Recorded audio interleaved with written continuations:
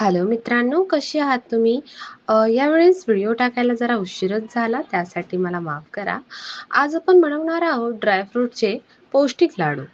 त्यासाठी आपल्याला लागणारं साहित्य आहे 100 ग्रॅम काजू, 100 ग्रॅम बदाम, 100 ग्रॅम पिस्ता, 250 ग्रॅम खारीक, 100 ग्रॅम तीळ, 100 ग्रॅम किसमिस म्हणजेच मनुके. खोबरं लागणार आहे आपल्याला 250 ग्रॅम आणि 500 ग्रॅम इलायची, 100 ग्रॅम डिंक, एक जायफळ, 250 ग्रॅम गूळ, 250 ग्रॅम साजूक तूप, 100 ग्रॅम खसखस. सर्वप्रथम गॅस ऑन करून कढई ठेवूयात. त्यात 2 चमचे साजूक तूप घालून थोडं गरम करून घेऊयात. त्यात आता डिंक फ्राय करून घेऊ. अगदी तुपामध्ये टाकल्या टाकल्या फुलून गेलेत बघा. आता हे प्लेटमध्ये काढून घेऊयात. आता किसून घेतलेलं खोबरं हे असंच तुपात थोडं लालसर होईपर्यंत भाजून घेऊया. खमंग असा सुवास येत आहे.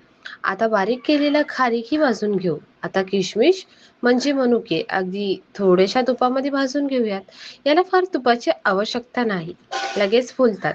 येथे मी तूप फार वापरलेलं नाहीये त्यामुळे. आता काजू, पिस्ता, बदाम भाजून घेऊयात. फार भाजायचे नाहीत बघा. असे काळे डाग पडले का नाही एखाद दुसरा तर पुरेसे आहे. 100 ग्रॅम तीळ, त्यातच आपण 100 ग्रॅम खसखसही भाजून घेतलेली आहे. तुम्ही बघू शकता, फार भाजायचे नाही. गॅसचा फ्लेम स्लो ठेवूया आपण, कारण की गॅस कसा फास्ट केल्यामुळे भाजूही शकतं, जळून जाऊ शकतं. अगदी म्हणजे मंद आचेवरती आपण भाजून घेऊयात. आता आपण जो 250 ग्रॅम गूळ घेतलेला, तो थोडा बारीक करून घेऊया. कढईमध्ये मंद आचेवरती वितळेपर्यंत ठेवूयात. 5 ते 7 मिनिटांमध्ये बघा, मस्त गूळ वितळला आहे. स्टर करून घेऊयात.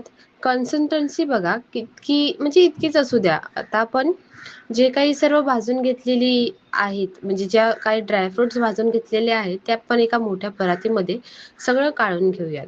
काही ठेवू नका मागे, म्हणजे महाग आहे बाबा खूप.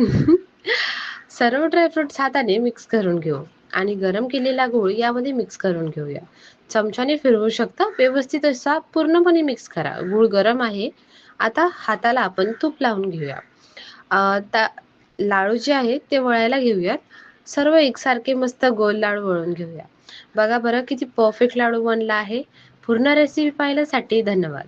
अशाच नवीन नवीन रेसिपीसाठी आम्हाला सबस्क्राईब करा, लाईक करा, शेअर करा आणि तुमच्या जवळच्या व्यक्तींसोबत हा व्हिडिओ शेअर करा.